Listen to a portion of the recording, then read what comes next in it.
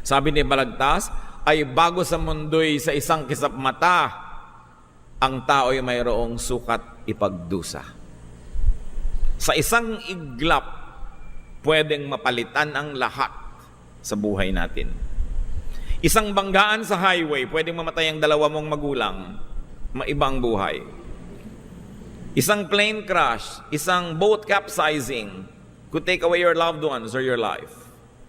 Isang maling galaw, nahulog ka sa hagdan and got paralyzed from the neck down. Anything can happen. That's why we should celebrate life whenever possible. Job went from everything to nothing and then thankfully to everything again. Not everybody ends that way. Usually pag nagka-reversal, nakakamatayan na yung reversal. Unless the abundance love of God takes over and that you do the right thing to even attract the good blessings of God to come your way. It can happen to anyone. So be ready for any sudden change. Huwag kayong mabuhay na parang hindi na magbabago ang lahat. Kung sobra kayong hirap, huwag kayong maghinagpis lagi. Mababago yan, pwede. Kung sobra kayong yaman, huwag kayong magyabang. Hindi nyo alam. Proverbs 27:1, don't brag about tomorrow. Each day brings its own surprises. And sometimes the surprise is scary. When you are up, when you're young, strong, prosperous, be nice. As they say, be nice to people on your way to the top because you will meet the same people on your way down. Hindi dapat nahihibang at nalalasing pag matagumpay. Hindi ka nakakatiyak na ganyan lagi. When you are down, work and hope because fortunes can change. Another fact of life, success invites unwanted attention. Success invites hangers-on. Pag panalo ka, maraming lumabalapit para humingi ng balato. Success can invite envy and competition. Don't think that when you become successful, things will be rosy. Success is given only to a few because only a few can bear the burden of success. Because so much burden goes with the terrain.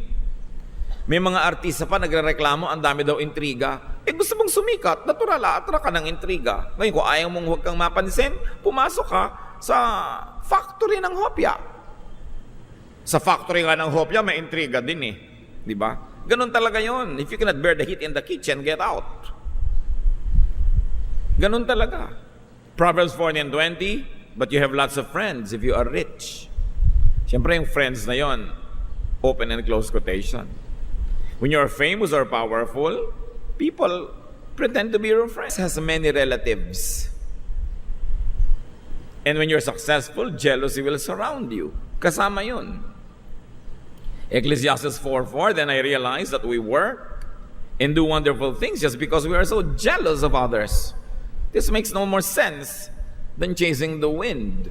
Most of the time, you want to excel not because you believe in excellence, but you only want to be ahead of the other person. You want to have the edge. So, you want to be successful, be ready for critics, for competitors and wreckers. Most criticism comes from envy. So, kung nakikriticize ka, at least pasalamat ka napapansin. Kaysa hindi ka mapansin dyan. Another fact of life, love hurts.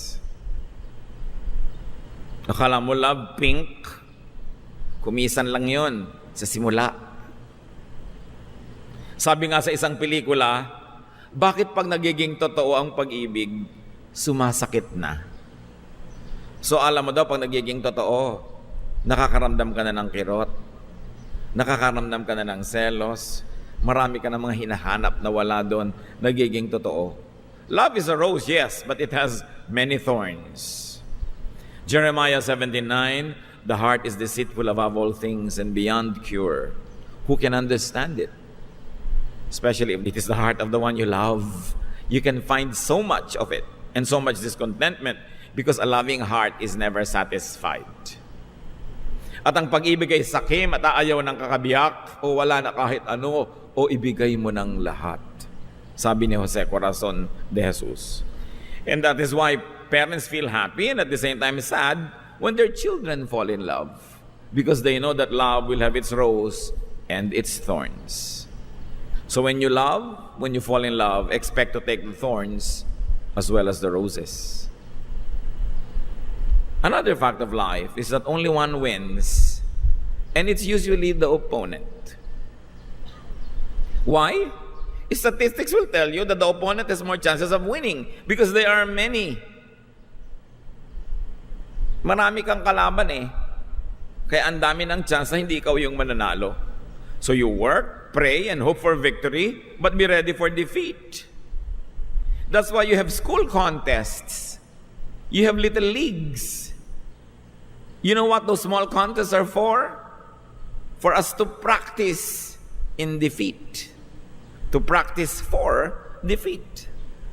Kaya mga bata, ang mga young people, pinapasali natin sa maraming contest, hindi para sila laging manalo, para masanay silang matalo. Dahil maraming talo sa buhay. Hindi laging panalo. Ngayon, kung natalo ka, nagpo-protest ka na.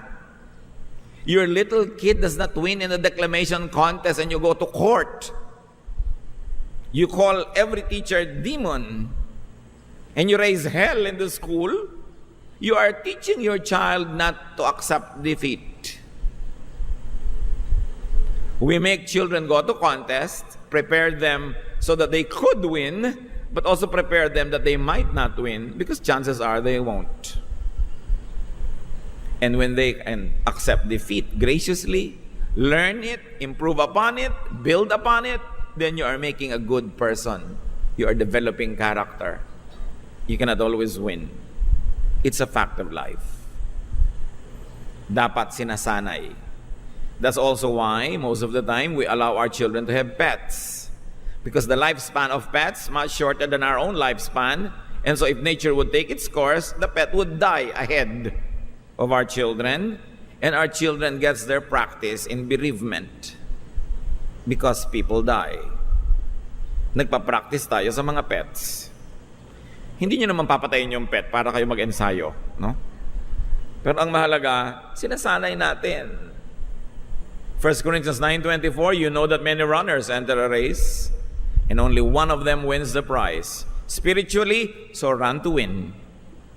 In any contest, run to win. But if you don't win, ask yourself why.